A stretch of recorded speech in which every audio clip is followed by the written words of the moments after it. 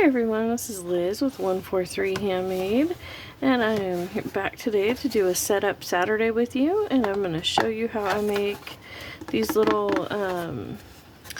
like magazine, what are they called, like paper holders, magazine holders, you know, that sort of thing.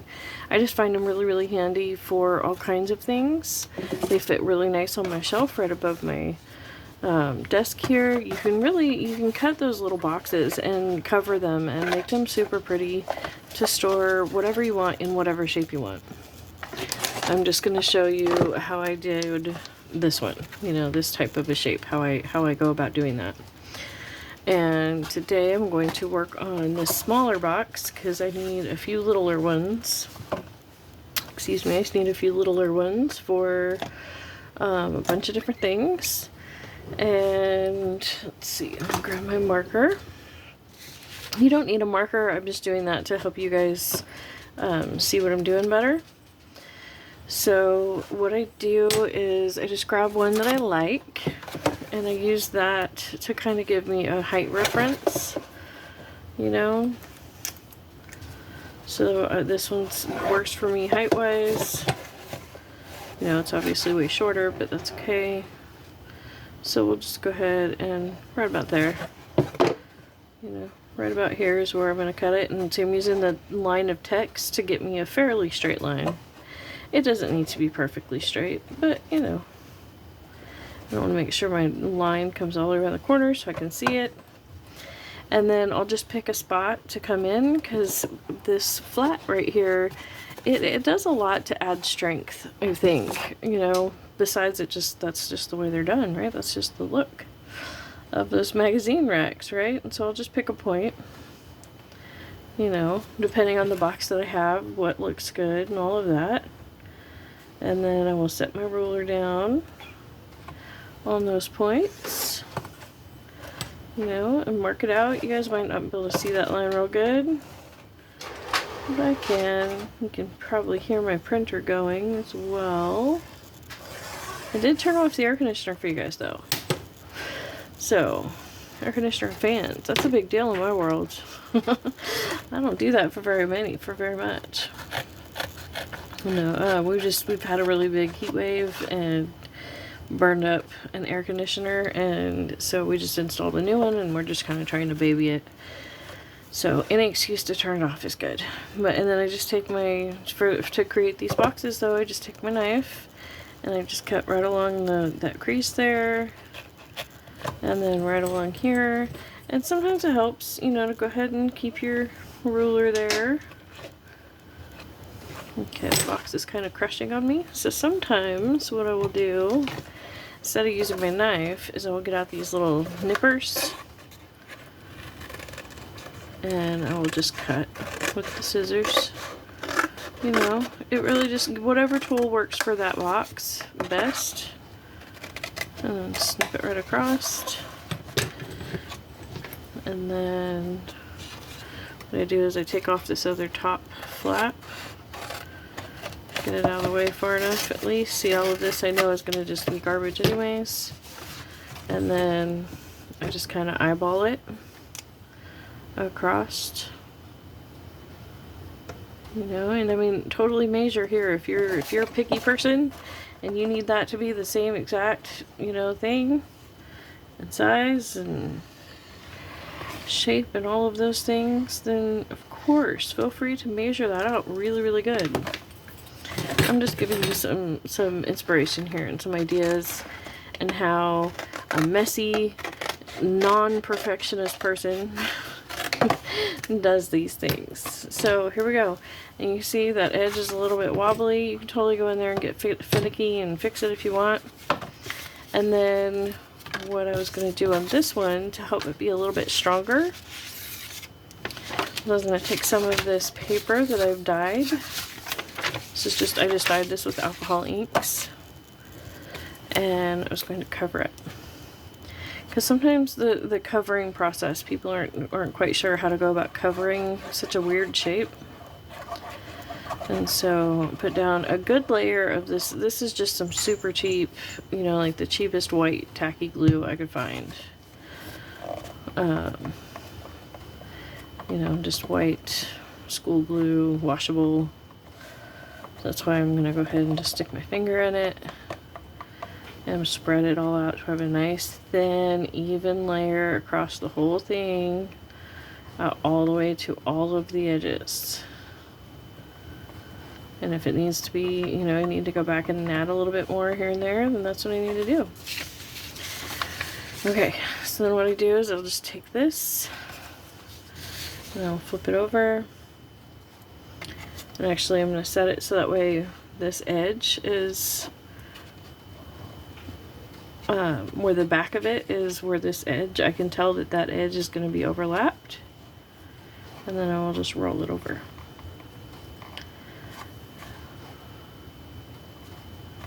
There we go, and stick it down. And then I'll come up here and using, you know, about a 3/4 of an inch or so gap there. Just come in here and trim my paper. And then this is a little bit too big here, so I'm going to go ahead and trim that off slightly. And that will also give me a nice cut edge as opposed to the torn edge. Now, I do really like the torn edge most of the time, but if you're trying to get the paper to lay down flat, it's not a good idea. So, and then I will just take my glue across the back here. And sometimes what I'll do is I will go ahead and I will switch between the two glues. This white tacky glue that takes a while to set up, and my Fabrifix. So that way I can get it done a little bit quicker.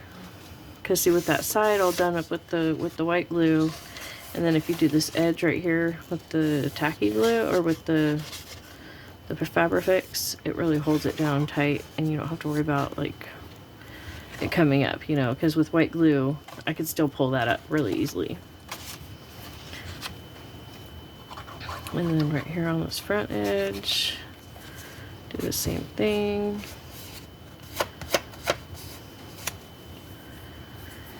And now that you've got those two corners, you can kind of see, just kind of pinch that paper to fold it into that corner. And I take my scissors and I nip straight down that creased edge, both on this upper section and on the lower section. You don't have to do this, you can. Here, I'll actually show that on the bottom. There, you can fold it in a couple of different ways on the square side. Go ahead and get some good glue in there. Okay, now I'm going to spread that nice and thin. So the one way where I've cut it, I like to fold down the short side, and then I'll add just a little bit of glue on top of this short side. Wipe the glue off my hands.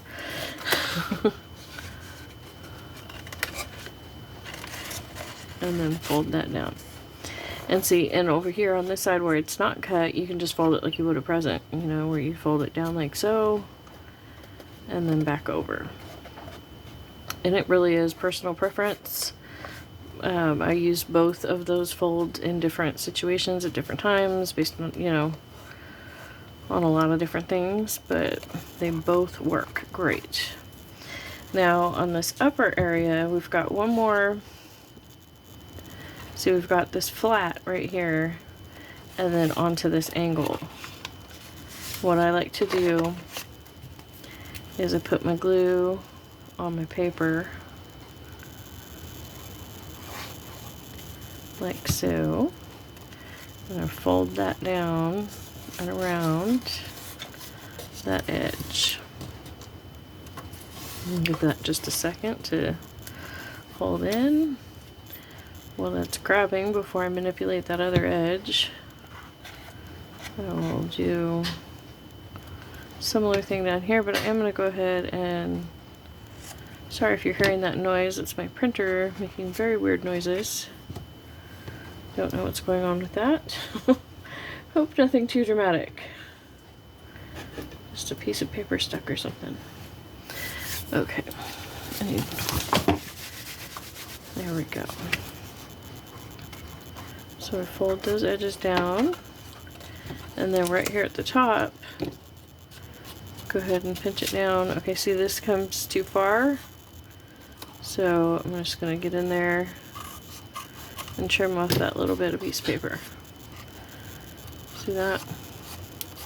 So now this line of paper just comes up to a nice point, and now I'm going to fold that over and glue that down.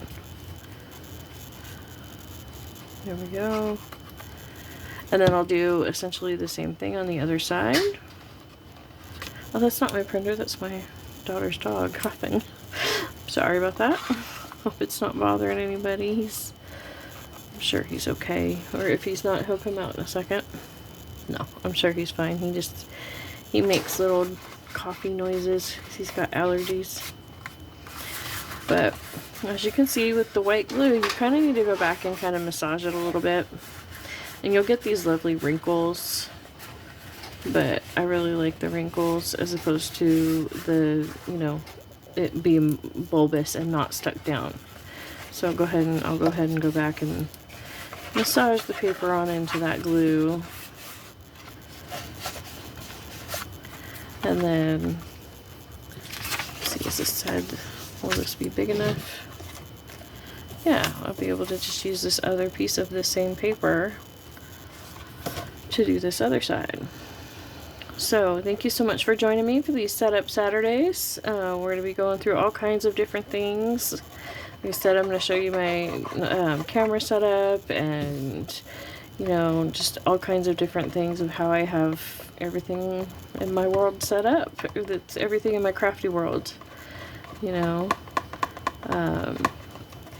If you're looking for me elsewhere, I have my journals are on sale in my Etsy shop right now.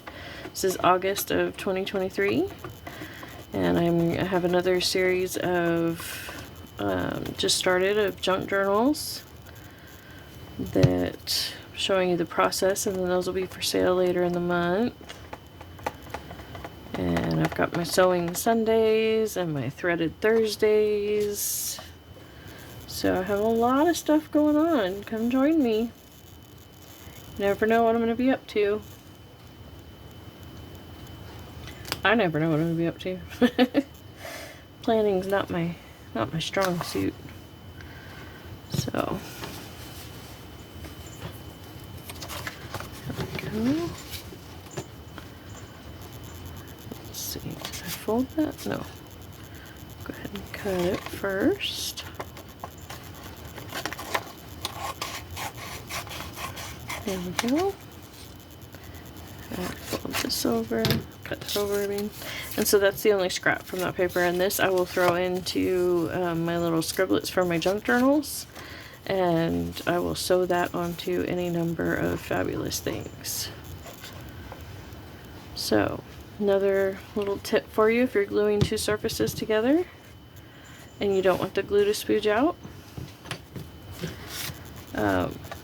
Put the glue right on the edge of the upper surface of the layer that's going to be on the top. See, I didn't put the glue all the way out. I only glued this section closer, and then I put the glue on the paper. And see, now when I roll this over, that glue, there's no spooging glue. That's what I'm getting at. So, glue there, and glue along the edge. Smooth it out. The smoothing out step is very important if you don't want glue spooging. You know, fold up like so. And just another little tiny bit of glue on this fold. And fold that over. And if that starts to get caught up or anything, you can, another thing you can do when you have all these joins is after you're finished is you just take a small sheet of you know, cardstock. This one's not quite big enough, but that's just big enough, you know, and you tack that over the top of it to give yourself that clean bottom if that bothers you.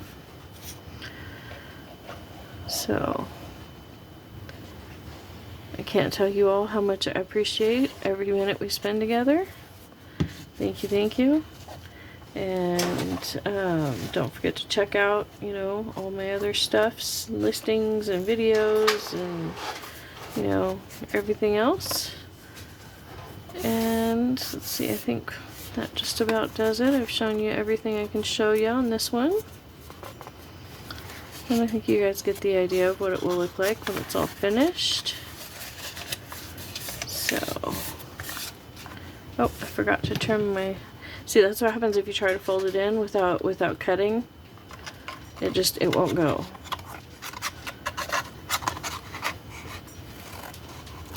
So, just, you know, there's a what not to do for you. So, again, thank you guys so much. I'm about to reach 500 subscribers. I can't tell you how much I appreciate that. There will be another giveaway at the 500 subscribers. I'm going to be doing a giveaway every 100 subscribers to 1,000, and then every 1,000 subscribers after that. So that is what my subscriber giveaway will look like.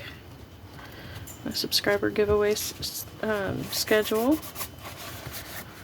And oh, I just have this one little floppy left. There we go. And there we go. Nice cute little, you know, file folder. And see, like I have these papers. This is out of a field guide, but these I've cut down into a square to be just the right size for making my my paper flowers. And so being able to drop those in there will be nice. I could put, you know, some stickers in there, you know, any number of things. I don't always bother to cover them up, you know, cover up the outside like this. This one I've been using for my flowers just as it is, like so, up here on the shelf. So thank you so much, and I really cannot tell you how much I appreciate every minute we spend together.